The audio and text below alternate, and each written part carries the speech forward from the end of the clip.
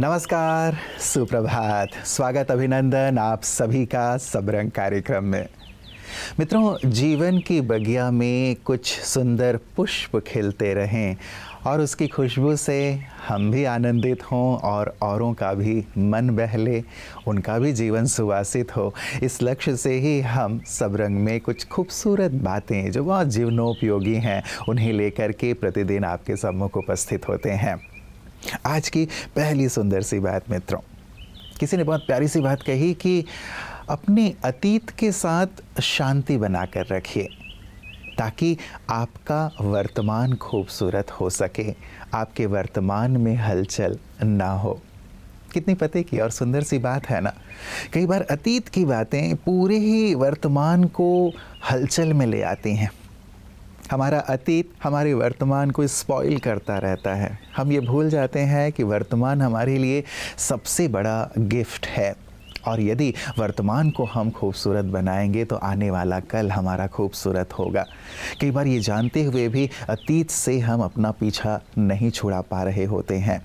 हम अपने आप को सशक्त बनाएं, हम अपने आप को इतना ज़्यादा सक्षम बना लें, इतना ज़्यादा खुले विचारों के हो जाएं, इतने ज़्यादा विशाल बन जाएं कि अतीत को शांत करके वर्तमान पर फोकस कर सकें।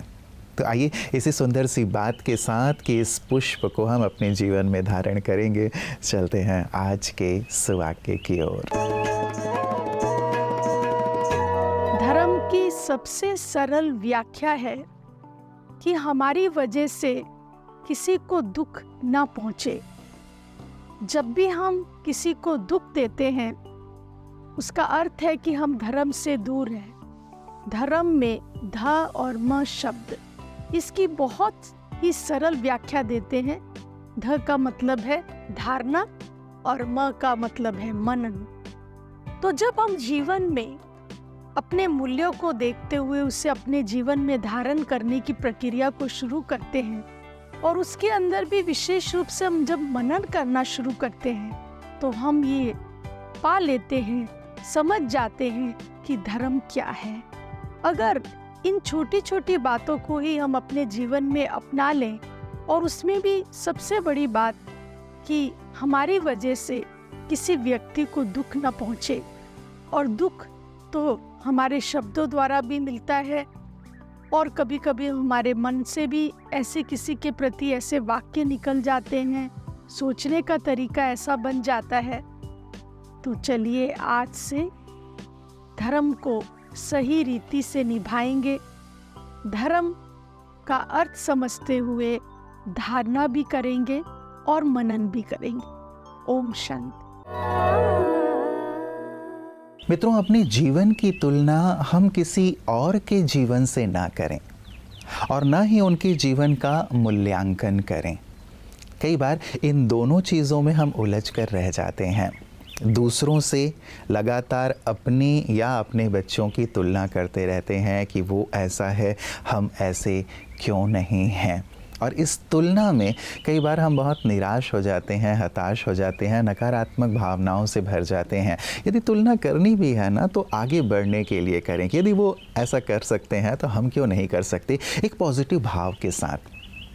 और कई बार हम दूसरों का मूल्यांकन भी करने लगते हैं, जज बन जाते हैं कि ऐसा क्यों करते हैं, इनको ऐसा नहीं करना चाहिए, इनका ऐसा क्यों है, आदि आदि इत्यादि। हमें नहीं पता कि उस व्यक्ति का सफ़र कैसा है, वो किन किन चीज़ों से होकर के गुजर के आ रहा है या अब भी किन चीज़ों को फेस कर रहा है। इसलिए यदि वो नकारात्मक भी है तो हो सकता है पास्ट में बहुत सारी चीज़ें ऐसे उसके साथ घटित हुई हों। इसीलिए मूल्यांकन ना करें। उनका अपना जीवन है, हमारा अपना जीवन है जो ईश्वर ने हमें दिया है। तो क्यों ना अपने जीवन पे फोकस करें और इसे सुंदर से सुंदरतम बनाएं। ओम शांति। आज का जो ये एपिसोड है इस पे मैं खास उन लोगों के लिए बोलना चाहूँगी जो बहुत ज़्यादा एक्सरसाइज करते हैं और एक्सरसाइज की वजह से कहीं ना कहीं मसल पेन होता है, उसके बाद हम स्प्रे लगा लेते हैं या उसके ऊपर कुछ मसाज कर लेते हैं। लेकिन जब मसल पेन होता है, एक्सरसाइज, जिम या फिर रनिंग या इस तरह की कोई एक्टिविटी करने से, इसका मतलब है कि हमारे मसल्स जो है उस टाइम पे हमें उसे कुछ अच्छी डाइट देनी होगी।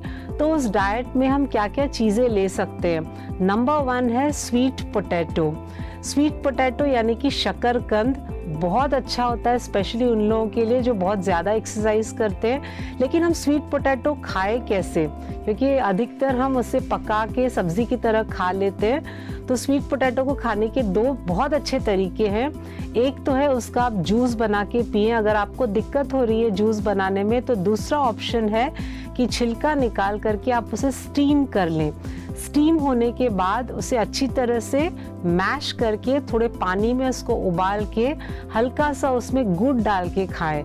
तो ये एक बहुत अच्छा तरीका है जहाँ पे आपकी जो इन्फ्लेमेशन हो रही है या आपका जो पेन हो रहा है मसल में, वो ऑटोमेटिकली इस स्वीट पोटैटो खाने की वजह से धीरे धीरे ठीक होने लगेगा। सेकेंड ऑप्शन है, बहुत ज़्यादा हमारी बॉडी को एस्कॉर्बिक एसिड की रिक्वायरमेंट होती है जो हमें मैक्सिमम मिलता है। यानी कि एस्कॉर्बिक एसिड का मतलब होता है विटामिन सी, जो हमें मैक्सिमम मिलता है आंवले से। तो आंवले को भी आप या तो कच्चा खाएं, अगर आपको कच्चा खाना नहीं अच्छा लग रहा है तो कोई भी आप जब सब्जी बनाते हैं तो उसमें 2 आंवला लास्ट के जो 5 मिनट होते हैं जब सब्जी पकने वाली होती है उस टाइम पे उस आंवला को रख दे ऐसे ही, और उसके बाद सब्जी जब बन जाएगी तो ये आंवला सॉफ्ट हो जाएगा। इस आंवले को आप ऐसे ही खा सकते हैं। तीसरे नंबर पर है हनी यानी कि शहद। तो शहद को कोई आपको आवश्यकता नहीं है कि आप नींबू पानी में डाल के पिए, गर्म में पिए, कुछ नहीं। खाली आप 1 से 2 चम्मच शहद आप मुंह में डाल के दिन में 1 से 2 बार ले लें। तो ये 3 चीज़ें आप अगर अपने डाइट में यूज़ करने लगे तो बहुत अच्छा होगा और आपको कभी भी मसल पेन की शिकायत नहीं होगी। Thank you. ओम शांति। मित्रों, जून का मास आते ही हम सभी भारतीयों को एक बात पर बहुत गर्व महसूस होता है और सीना गर्व से चौड़ा भी हो जाता है, और वो है अंतर्राष्ट्रीय योग दिवस का मनाया जाना।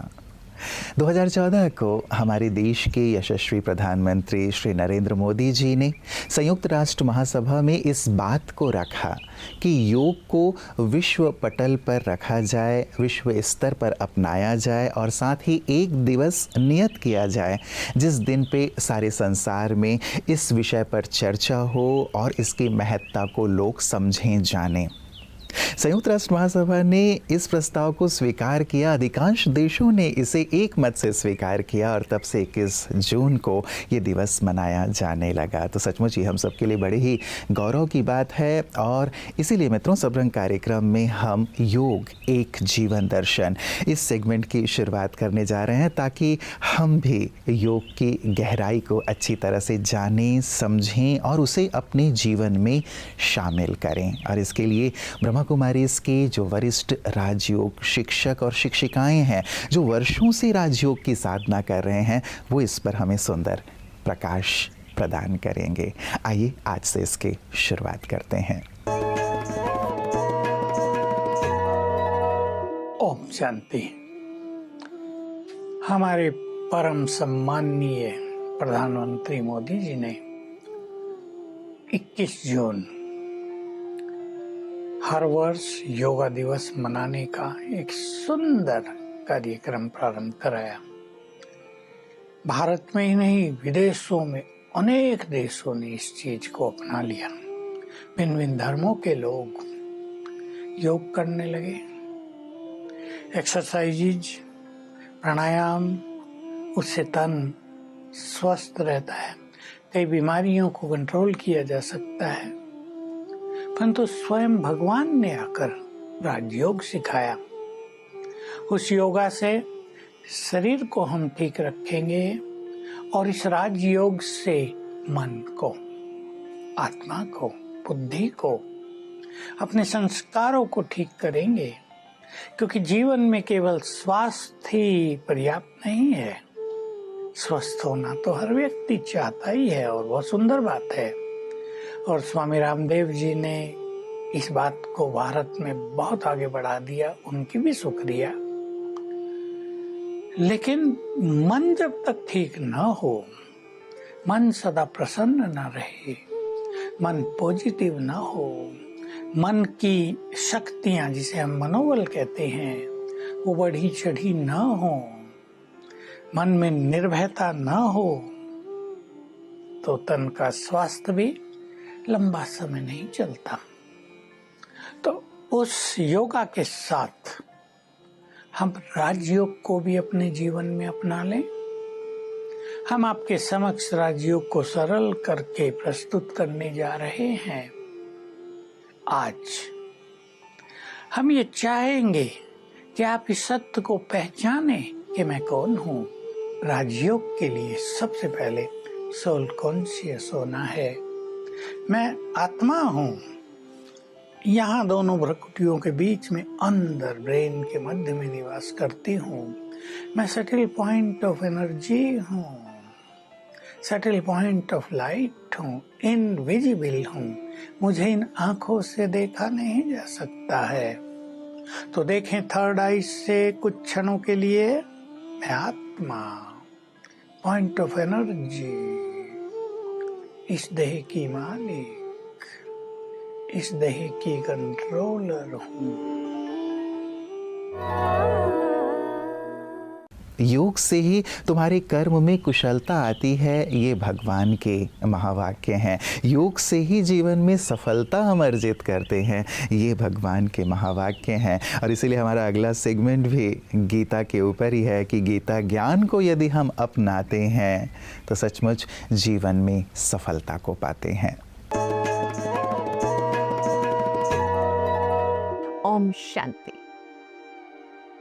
जिस परमात्मा को ढूंढने के लिए हजारों ऋषि मुनियों ने तपस्या किया, जिसको पाने के लिए कईयों ने बहुत कष्टकर उपाय अपनाए, मेहनत किया, सदियों से ढूंढते रहे, लेकिन परमात्मा का आशीर्वाद, यूं कहे कृपा, भारतवासियों पर हुआ।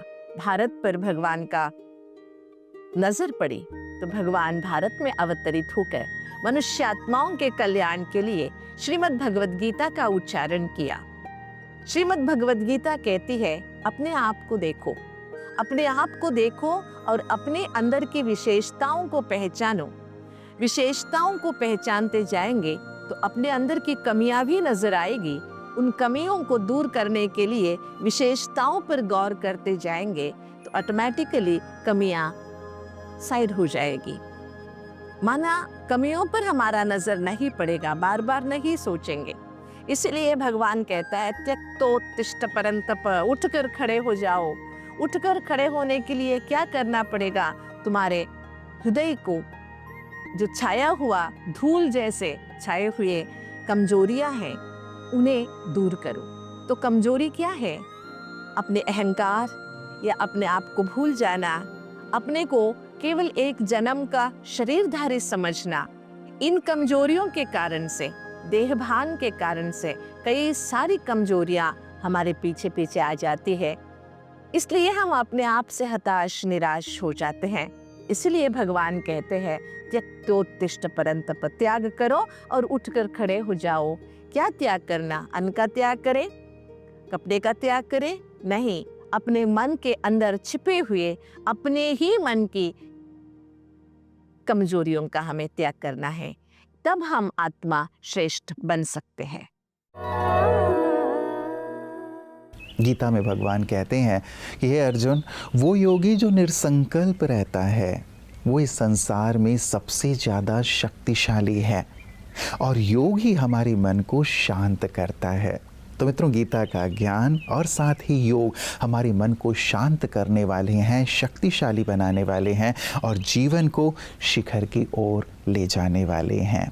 तो क्यों ना हम इस सुंदर ज्ञान को और योग को अपने जीवन में शामिल करें ताकि जीवन बेहतरीन बनता चले।